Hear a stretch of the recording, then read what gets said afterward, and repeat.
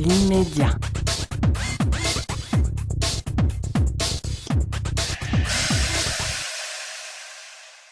Le fonds de solidarité, aujourd'hui, il est pour une durée de 3 mois qui est renouvelable 3 mois supplémentaires. C'est à compter du 1er avril, mais qui est rétroactif sur le mois d'avril.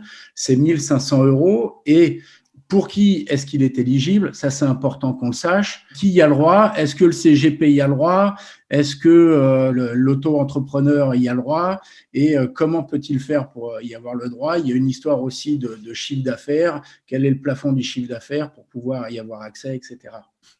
Très clairement, sur toutes les dernières communications qui ont été faites par l'État sur le sujet, il y a une clarification. Vous y avez droit que vous soyez TPE, indépendant ou micro-entreprise. Donc, la plupart de nos partenaires CGP, sur en tout cas leur statut, sont éligibles. Ensuite, il y a quand même des conditions, on va dire dans les petites lignes écrites en petit texte. Alors, il y en a deux déjà au départ. C'est est-ce que vous avez eu une interdiction d'ouverture au public ou avez-vous eu une perte de chiffre d'affaires constatée sur le mois de mars de plus de 50%? En termes de chiffre d'affaires, je n'ai pas vu de plafonnement sur le chiffre d'affaires. C'est moins d'1 million de chiffre d'affaires.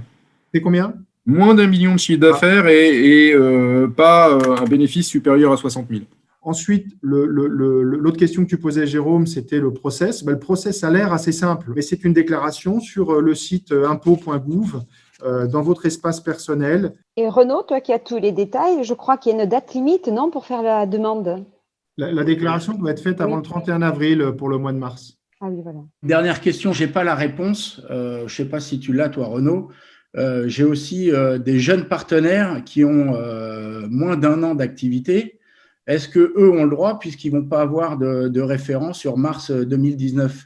Pour les entreprises créées après le 1er mars 2019, qui donc n'auraient pas un mois de mars 2019 qui soit une référence, c'est donc le chiffre d'affaires moyen des mois écoulés depuis la création qui sert du coup de référence par opposition au mois de mars 2019. Merci Renaud. Du coup, j'entends que ce n'est pas lié au statut. Donc, le statut agent co-mandataire rentre dans ce cadre-là à condition de respecter les différents critères que tu évoquais.